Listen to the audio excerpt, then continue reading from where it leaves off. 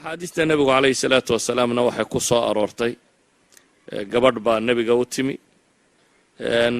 jaariya bikra iyo mid tayiba labadaba laba xadiis baa kusoo kala arooray oo le aabbahay baa i meheriyey meherkaana maan rabo dabeetana nebigu calayhi salaatu wasalaam nikaaxaasi wuu celiyey ama wuu diiday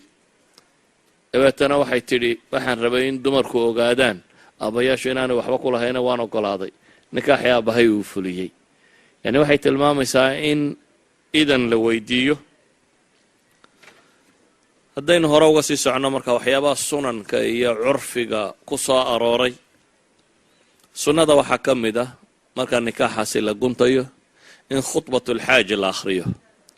waa khudbadan had iyo gooraa maqashaan imaamado akhrinaya in alxamda lilahi naxmaduhu wanastaciinuhu wanastakfiruh wanacuudu billahi min shuruuri anfusina wamin sayi'aati acmaalina khudbadooda dheere noocaasa khudbatulxaaj baa la yidhaahdaa meelaha ugu muhiimsan ee ku soo aroortay waa in arooska marka la meherinayo lagu furfurto intaa wixii ka dambeeya waxa weeyaan in loo barakeeyo reerka loo tahniyadeeyo guurka mas'alada sadaaqa oo aynan iyada xagga hore ku sheegin meherku yaraantiisa iyo badnaantiisu xad ma leh ilahay qur-aanka wuxuu leeyay wain aradtum istibdaala zawji makaana zawj waataytum ixdaahuna qintaaran falaa ta'khuduu minhu shaya haddaad gabadh ka tegayso gabadh kala guursanayso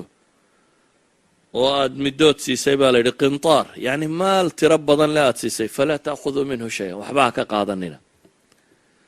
culamadu waxay dhahaan meherka ka yar baa barako badan kow meherka in la sheego oo markaasi la wada dhigo waa bannaantay in la sheego oo la isku lahaadaa waa bannaantay laakiin sidan soomaalidu ay isugu lahaatay hadhow dafirka iskaga dhadhow maaha ama isku lahaanshiya xad wuxuba u qiimo beelo waxaa dhacdaa dadka badh dee beri 10,000 lacag ahayd in 10,000 islaanta lagu meheriyey maantana 10,000 dee $1 maaha 10,000 oo shilin soomaaliya waagii horena waxaa laga yaabaa inay xoolo aada u tiro badan ahaayeen maantana $1 qiimo ridka inta hallegii lagu rido maaha waxaa habboon in la siiyo waxa kaloo habboon ama bannaan aan idhaahdo in meherka badh la qadimo badhna dib loo dhigo yacni maalan $1 baad ku meherisay inaad 500 la qadintid ama 600 qadintid ama 400 qadintid baaqigana lagu lahaado iyana waa bannaan tahay waxaa kaloo bannaan meherba haddaan la sheegin se gabadh laga dhigto mehrulmathal bay leedahay kuwa hablaha iyada u dhigma wixii lagu meherin jiray ayay kugu leedahay wuxuun baan jirin gabadh aan sadaaq laba siinayn oo aan lahayn baan jirin isagu ma jiro sadaaq lii meher lii meherku mararka qaarkood xataa manfaco yar wuu noqon karaa oo nabigu calayhi salaatu wasalaam ninkii uu ku yidhi utlib walow khaatim kaatun xadiidana ha noqdee wax soo helay waxba soo waayey waxaa la yidhi wixii aad garanaysa qur-aan aan kugu marin inuu qur-aanka baro wakhtiyada dambe waxaa caado iska noqotay dadku inay yidhaahdaan kitaab qur-aana gabadhah laygu meheriyo kitaab qur-aana haddii kamaal ahaan looga jeediyo qiimihiisa dee waa iska 100 karawna lagu soo furtaa soo maaha meelaha yani wax weyn maaha waxa ka roon maal la garanayo inaad samaysataan maal macruuf oo la garanayo in gabadhu qabsato inta maal la helayana nebigu mu odhan ninkan qur-aan baan kuugu meheriyey marka hore war waxdoon baa la yidhi markuu waxba soo waaye uu yidhi waxba ma la soo waa ayaa la yidhi qur-aanka intaad garanayso ha lagugu dhigo waxa fiican markaasi gabadha in meher la siiyo meherkaasina inuu noqdo shay caadiya hadduu batana dhib maaha hadduu yaraadana dhib maaha laakiin dhaqamadana in lagu xidho meher aada u tiro badanoo inintu inay ceeboobayso haddaan kumaankum lagu meherin waa dhaqanka liitee canuusadan carbeed keenay in khaliijka dumarka la guursan kari waayo oo inantun guriga lagu hayo sababto waxyaabaheed baa xoolo badan ka doonaya ama waxaa la rabaa xoolo badan in lagu meheriyo waxaase sharciga islaamiga u khilaafsan yahay sharciga islaamiga asalkii waxa weeyaan gabadhana in loo guuriyo ninkana loo guuriyo meherkana inaan dadka lagu dhibin qofku wixii uu awoodo in loo sameeyo intaa kadib waxa weeyaan in la iclaaniyo guurka oo farxadiisa la muujiyo oo la tahniyadeeyo ayaa sunnada ah in la iclaaniyo oo loo barakeeyo laakiin waxaa fiican guriga muslimka ah shareecada waxayna bartay in cibaado lagu bilaabo nebigu wuxuu yidhi calayhi salaatu wasalaam habeenka gabadhaada marka lagu keeno gabadhaada waxaan u jeedaa taad qabto xaaska marka la keeno luqada soomaaliyeed iyo lahajaadka tiro badane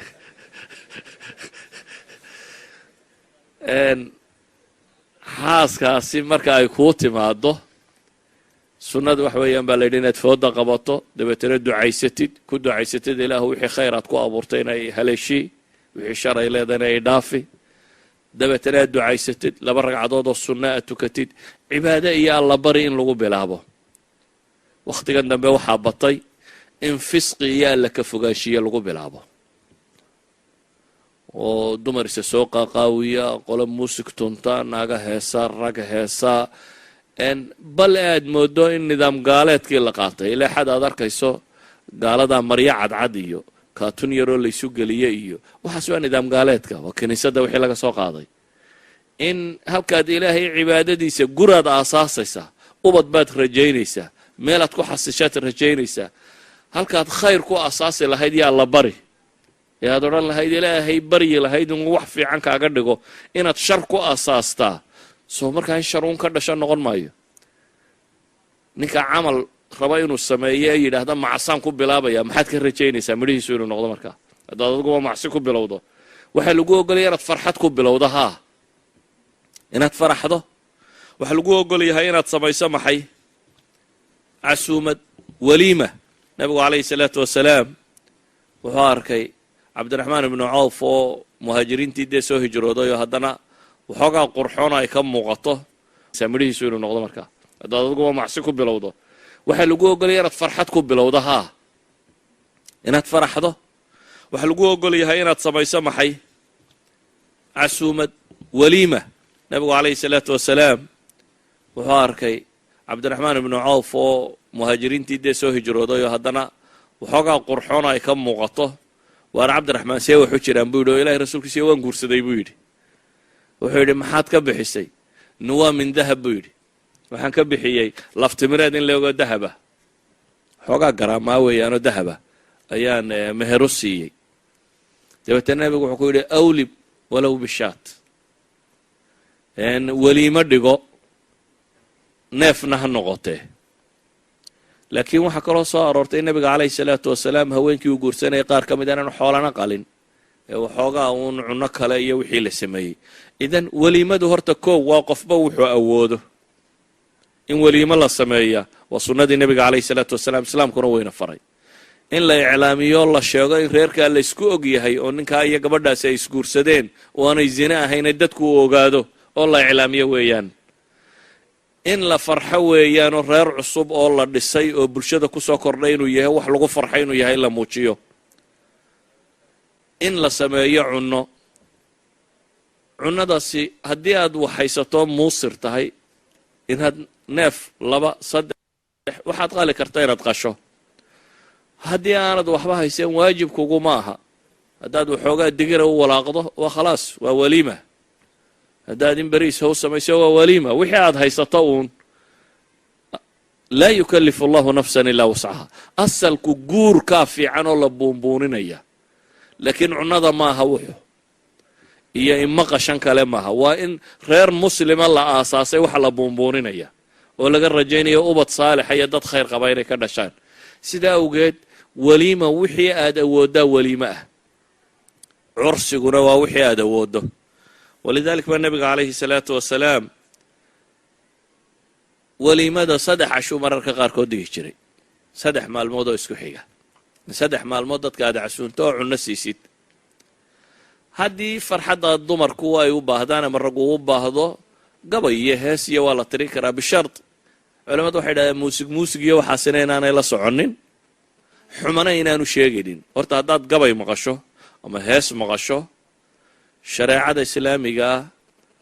haddii aan waxan dheeraadka ah inaga dambeeyaan muusigan iyo baabkan ha dambeeya, laakiin markuu hadalka yahay wixii afka awalba ku xumaana wuu ku xun yahay, wixii ku fiicnaana wuu ku fiican yahay, wixii ku bannaanaayo mubaaxa ku ahaana waa ku bannaan yahay. yacni gabaygu wuxuu ka warramayo ama heestu waxay ka warramaysaa isweydiinta lown, ma wax wanaagsan bay sheegaysaa waa bannaan tahay, ma wax iska mubaaxa bay sheegaysaa wax iska bannaana aha waa bannaantay, ma wax xun bay sheegaysaa waa xuntay. tan iyada muusiga iyo intan leh dee wax kale kama warrantay, nin baa naag daba socday unbay ka warrantaa. mayaad hees kale weligiin maqasho?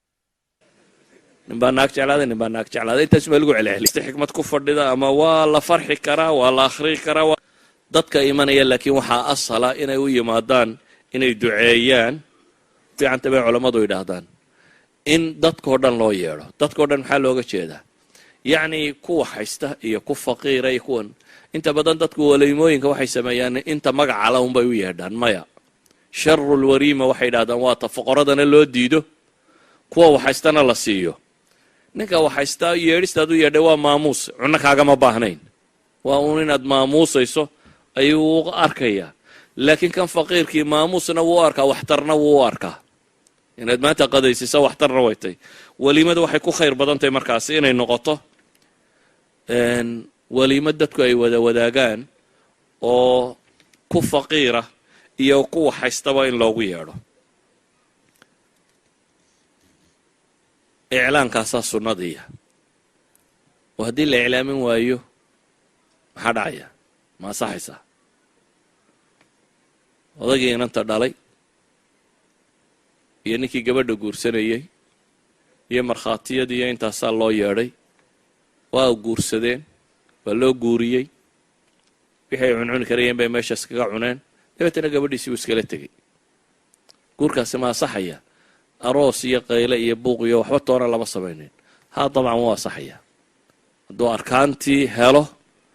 iyo shuruuddii ay u baahnayd wuu asaxaya, waana guur xalaala isaguna. laakiin sunnadu waxa weeyaan in la iclaamiyaa waa sunnada nebiga calayhi salaatu wasalaam.